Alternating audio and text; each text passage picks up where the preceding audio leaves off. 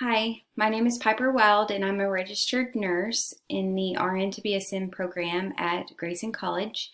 I did a project for my community public health clinical, and it is planting a community garden. My target population are the residents in a small neighborhood called Westwood in Sherman, Texas. Sherman was founded in 1846 by the Grayson County Commissioners, and its growth happened around a single pecan tree that served as the community center. During the week, people held business, court, postal services in the shade of the tree. And on Sundays, you would find people gathering for church services. Westwood neighborhood was developed in around the 1950s, and it is a mix of single-family homes and apartment complexes where you can still find this strong sense of community. In 2020, the population of Sherman was 43,645, and persons under the age of 18 composed of 25%.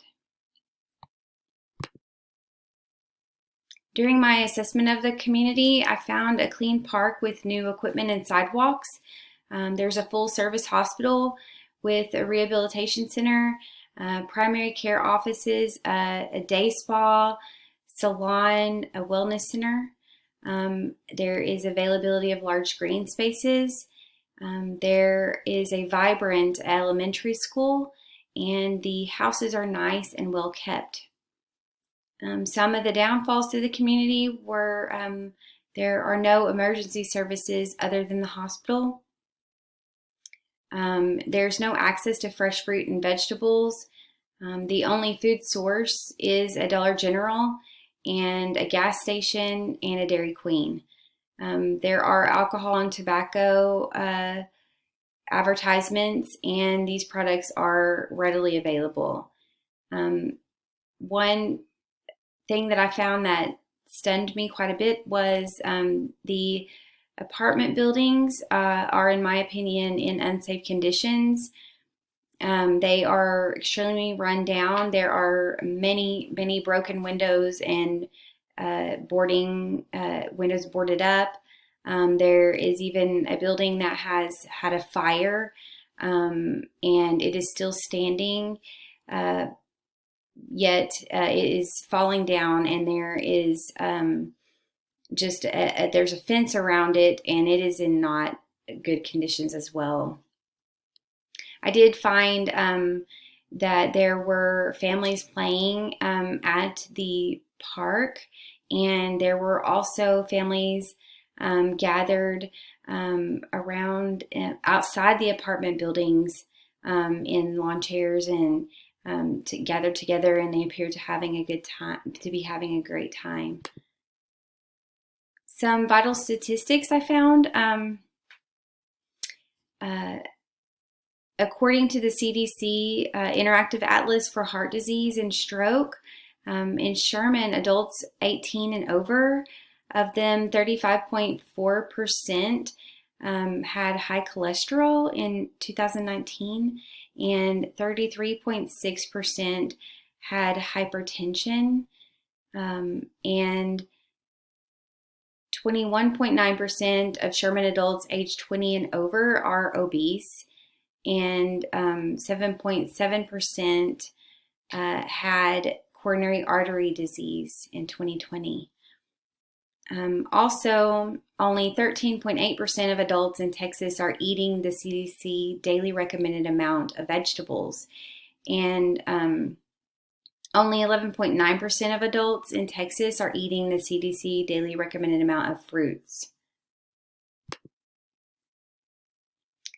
My community health problem diagnosis is an increased risk for high cholesterol, hypertension, and obesity in the local population related to poor nutrition, sedentary lifestyles, and limited access to healthy food options, as evidenced by prevalence of overweight individuals and limited availability of affordable and nutritious foods in the community.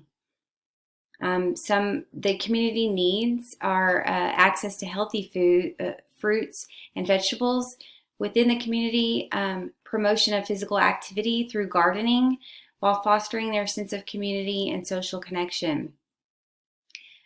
Education and support for residents on how to grow and prepare healthy foods and benefits of healthy eating and the importance of nutrition.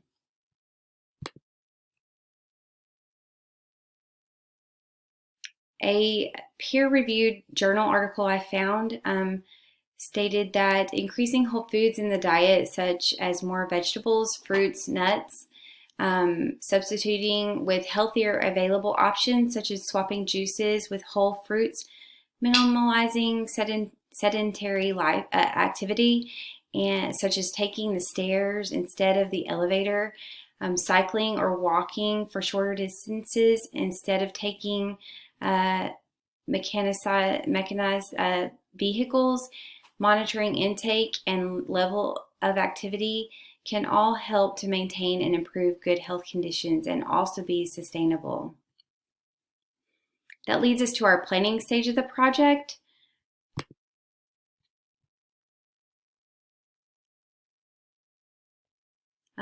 I found that developing and continuing partnerships and collaborations at the state and local levels with a variety of concerned stakeholders is a crucial component to combating overweight and obesity, according to the Texas Department of State and Health Services. Planning the community garden, I would need to find a suitable space for the garden, taking into considerations factors such as accessibility, sunlight, and soil quality, and safety of the area. I'll need to recruit volunteers who are interested in gardening and interested in improving community health. I'll seek partnerships with local organizations such as schools or nonprofits to help with the project. I'll create a plan for the garden that includes the layout, plants to be grown, and necessary equipment and supplies. I'll also explore funding options such as grants, crowdfunding, or donations from local businesses, perhaps the local hospital or individuals.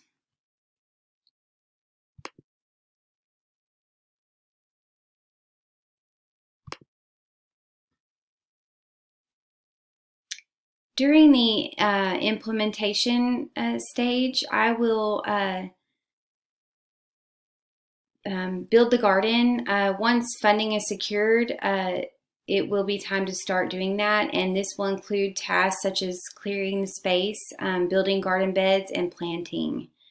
After the garden is built, it's important to maintain it by regularly watering, weeding, and harvesting. I'll add in the educational portion of the project by holding teaching workshops in the garden and at the local school on the basics of gardening and how to prepare fresh fruits and vegetables. I'll pass out educational material at the local hospital and school on the importance of eating fruits and vegetables. Some barriers could be a lack of funding. Lack of funding can be a significant barrier to starting a community garden project, and starting a community garden requires a significant amount of financial resources. The access to land, finding suitable land to establish the garden can be a challenge. Additionally, securing permission to use the land and ensuring it is safe for gardening can also be a barrier. The success of a community garden project depends on community involvement and engagement, and if there is limited interest or support from the community, it can be a challenge to start and maintain the project. Also, running a community garden project and educational workshops require a certain level of knowledge and skill, and lack of knowledge and skill among project organizers and volunteers can be a significant barrier to getting the project off the ground. Depending on the location of the community garden project, there may be permits and regulations that need to be followed. So navigating these regulations can be a significant barrier to starting the project. A community garden with educational workshops on health can require significant time commitment from project organizers and volunteers, and a lack of time or conflicting schedules can be a significant barrier as well. Some resources are the Sherman Community Garden Club. It's a local organization that provides support and resources to people interested in starting community gardens. They can provide guidance on finding land, fundraising, and connecting with local volunteers. The Grayson County Master Gardeners Association is a group of trained volunteers who can provide advice and assistance to people interested in gardening, and they can also offer guidance on plant selection, soil testing, and garden design.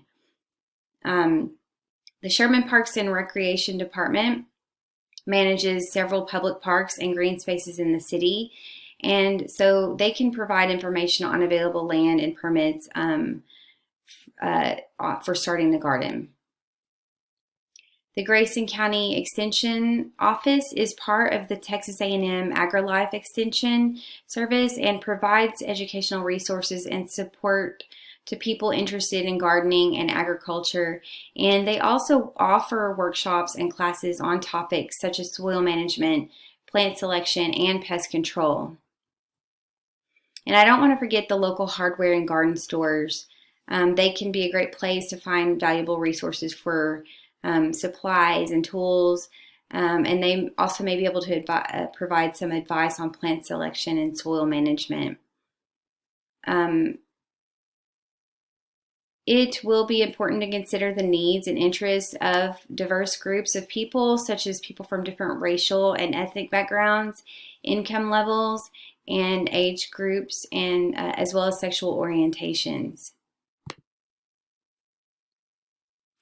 I would use an ongoing formative assessment to evaluate my program by using surveys, interviews, focus groups, and observation to look for patterns and trends in areas doing well and areas needing improvement. This will allow for changes to be made to improve effectiveness along the way. Thank you for listening, and here is a list of my references.